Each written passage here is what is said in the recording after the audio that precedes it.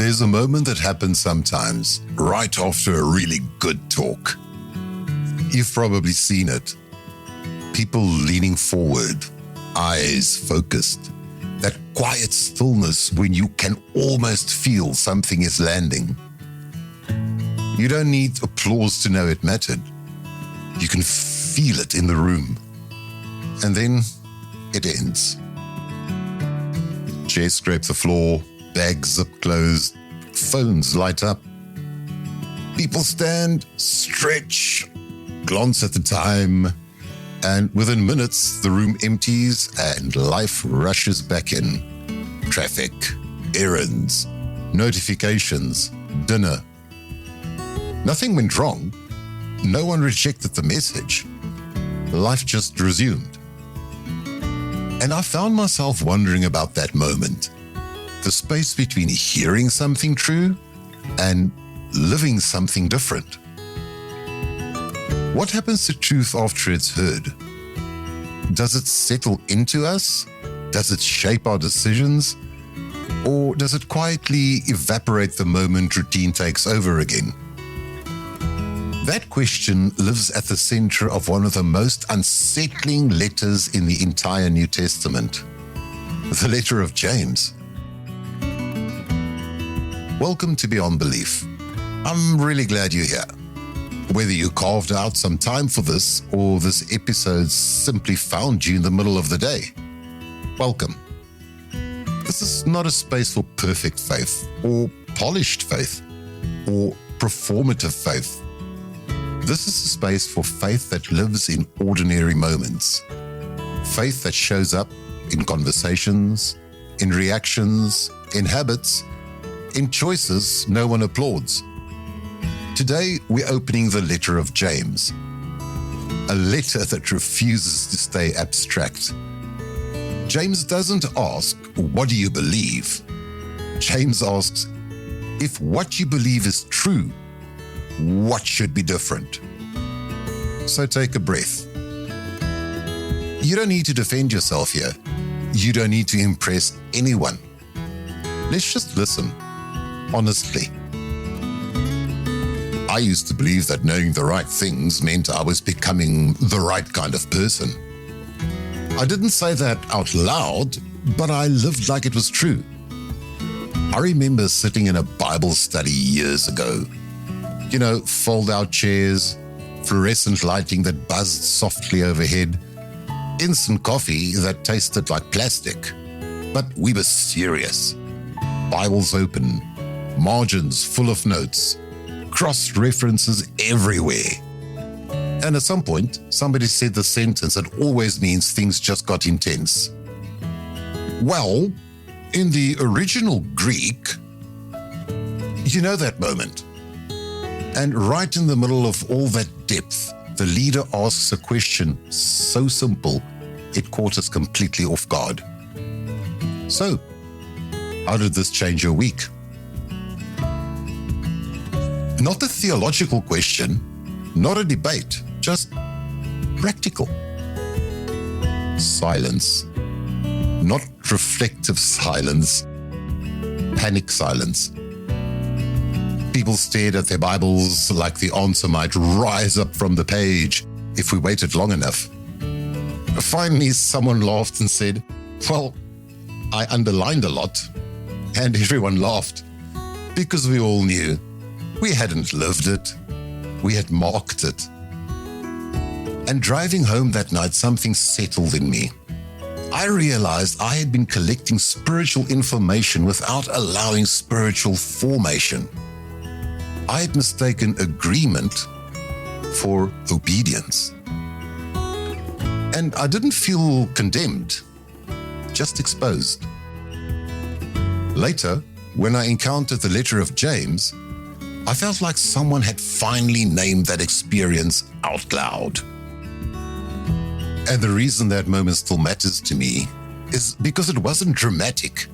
No crisis, no collapse, just a quiet realization. And most spiritual drift doesn't happen loudly. It happens quietly. Most of us are actually very good at believing things. We love insight. We love clarity. We love understanding how faith works. We listen to sermons, we read books, we save quotes, and we nod along. Belief feels productive. Belief feels safe. Belief lets us feel faithful without rearranging our lives. But obedience costs. It costs time, it costs comfort, it costs pride, it costs control. So we delay. Not because we don't care, but because belief feels sufficient. James steps right into that space between hearing and doing, and he refuses to let us stay comfortable there. James doesn't warm us up. He doesn't ease into it. He just says it. James 1 verse 22. Do not merely listen to the word and so deceive yourselves. Do what it says. That word, deceive, matters. James isn't accusing people of rebellion. He's exposing self-deception. He's saying, it's possible to hear the truth and convince yourself that hearing is enough. Then he gives us an image so ordinary we almost miss how sharp it is. He says listening without doing is like looking in a mirror and then walking away, forgetting what you saw. Mirrors are not decorative. They exist for response. You don't argue with a mirror. You don't debate it. You respond. James says God's word works in the same way. James is relentlessly practical. He talks about favoritism, how easily we treat people differently based on status. He talks about the tongue, how something so small can cause so much damage. James chapter 3 says the tongue is like a spark that sets an entire forest on fire, which makes a lot of sense in a world of comment sections and group chats.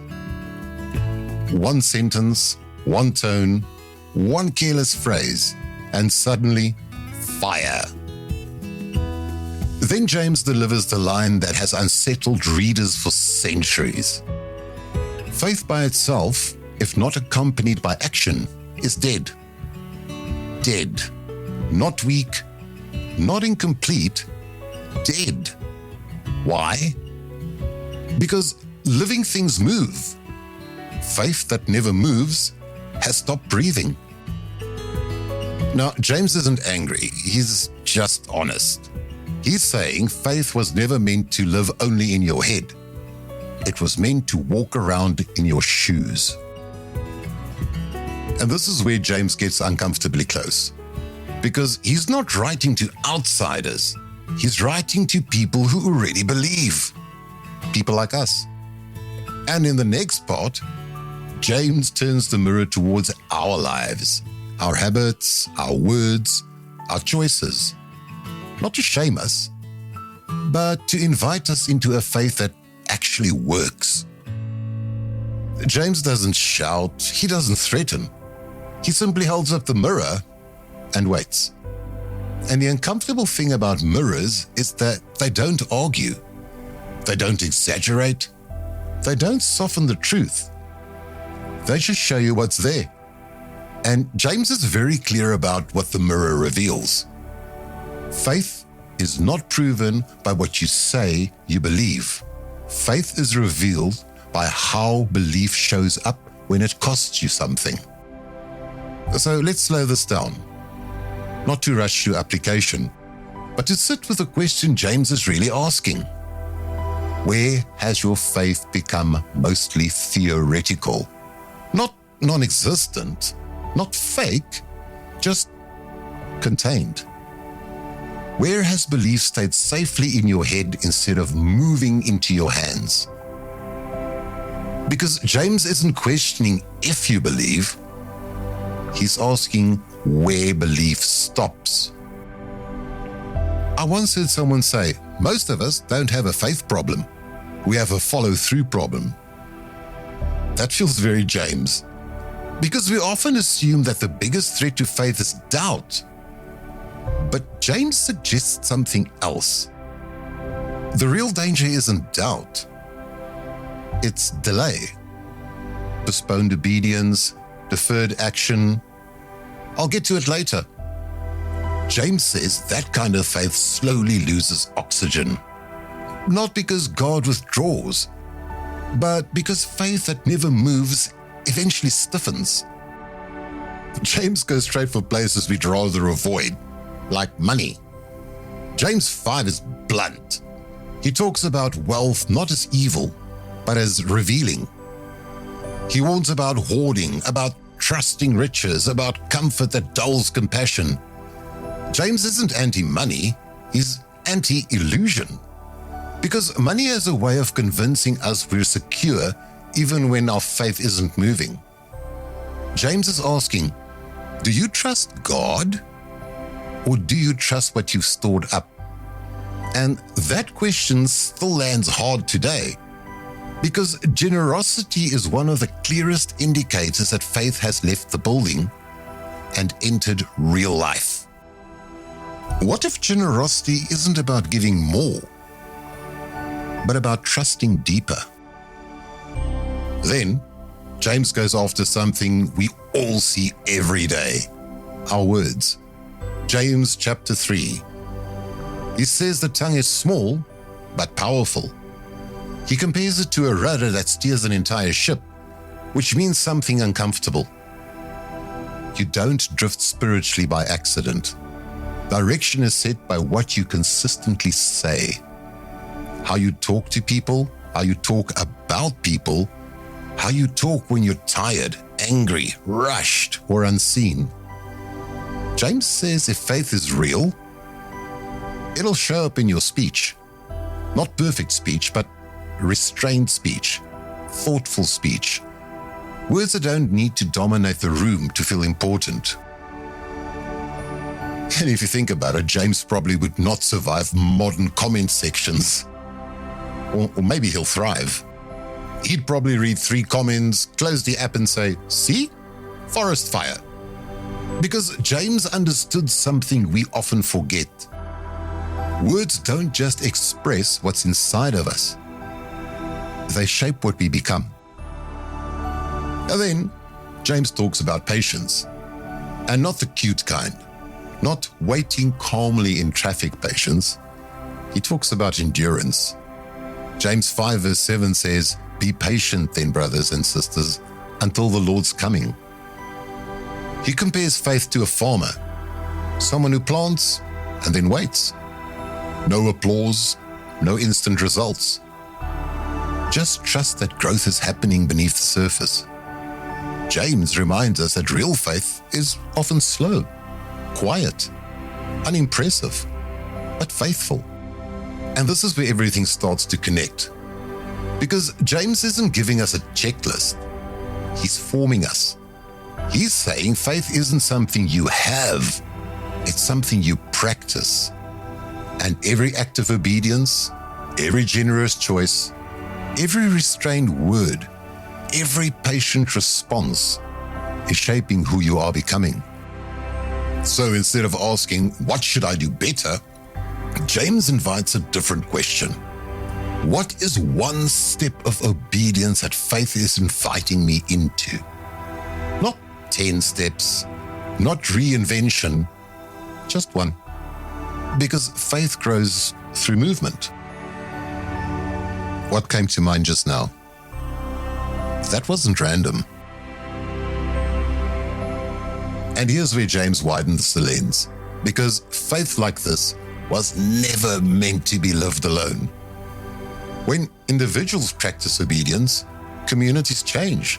When communities change, the world notices. And that's where we're going next. Up to this point, James has been very personal, very direct. He's talked about your words, your actions, your obedience. But James was never writing to individuals in isolation. He was writing to communities, groups of people trying to follow Jesus together in real life, under real pressure. James understands something essential. private faith always becomes public eventually. What you practice personally shapes the kind of community you create collectively. Imagine a community formed by the letter of James. Not a perfect one, not a loud one, a grounded one. A community where people listen first and speak second. Where the powerful don't get special treatment and the overlooked aren't invisible. Where wealth doesn't define worth and generosity is normal. Where patience isn't weakness, but strength under control. James imagines a faith community that doesn't say the right things, but embodies them. Not because they're trying to be impressive, but because faith has reshaped their instincts. The early church didn't grow because it was clever. It grew because it was different. People noticed how they cared for the sick, how they shared resources, how they endured suffering without bitterness. James isn't trying to make Christianity attractive. He's trying to make it authentic. Because authentic faith always leaves fingerprints. James keeps circling back to one idea: integrity, wholeness, the same person everywhere, the same faith in private and in public. James 1 says a double-minded person is unstable in all they do. Not evil, not insincere, unintegrated. James wants alignment, belief and behavior, prayer and practice, words and action. Not perfection, but coherence. What would change if your faith didn't have compartments? James knows that religious language can do damage. That's why he's so careful with words.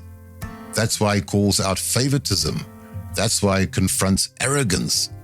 Because faith that isn't practiced carefully can wound people. But faith that is lived with humility becomes a place of healing.